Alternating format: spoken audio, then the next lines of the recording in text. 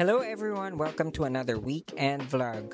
Although this particular day is not the weekend, but I'm here in Sperry Trinoma during the Philippine Independence Day. And I'm on my usual pamalengke clothes, shopping for shoes. And let me show you how satisfied I am. Joke. Sorry, ang pangit ko, alam ko.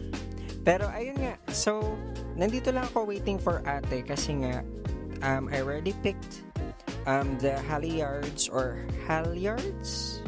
that I want. And while waiting for her to get a new stock, I am trying different items pa rin.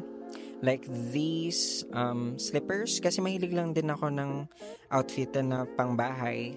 So trinay ko tong slippers, yun nga lang medyo mas lalo akong umiitim.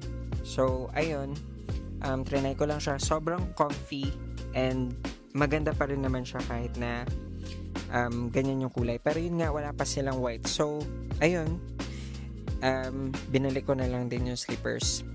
Ang dami ko din talagang trinay na other items here, pero konti lang yung binili ko. So nahiya ako kay ate, and shoutout pala kay ate from Sperry Trinoma kasi sobrang bait nyo. So ayun, nakuha ko na yung shoes ko, and these are the shoes. Sobrang cute lang and stylish, unlike the regular boat shoe styles. Medyo comfy pa to and parang pwedeng pang casual. So they have other items as well, and most of their items are on a 10% discount. And if you purchase a minimum of 8,000, you get a free shoe bag, and 10,000 you get a free Sperry bucket hat. So I purchased the shoes that I want and also some other items as gifts.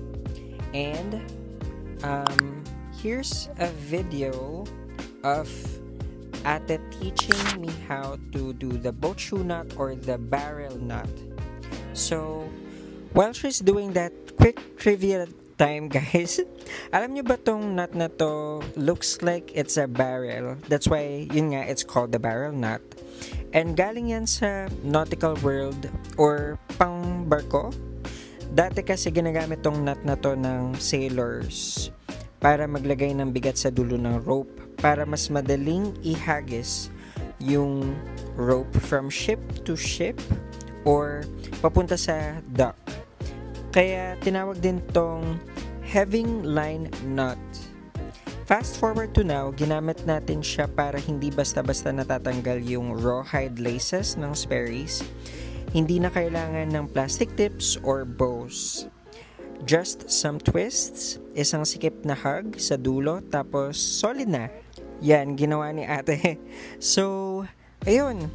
Tapos, parang gagawin pa niya yung kabila. So, another trivia siguro about Sperry naman.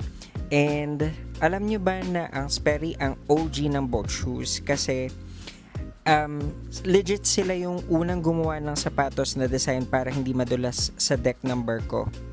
Like, back in 1935, si Paul A. Sperry, isang sailor, napasin niya na yung aso niya, si Prince, hindi nadudulas kahit basa na yung sahig.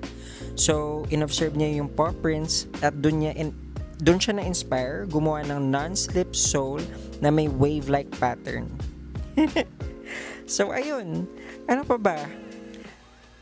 So, ayan na lang yung mga trivia dyan. Hindi ko na alam kung ano sasabihin. Pero ayun nga, I reached that 1,000. So, I got the bucket hat na sobrang cute. So, hindi na ako mukhang namamalengke, pero mukha akong nagbebenta sa Baguio.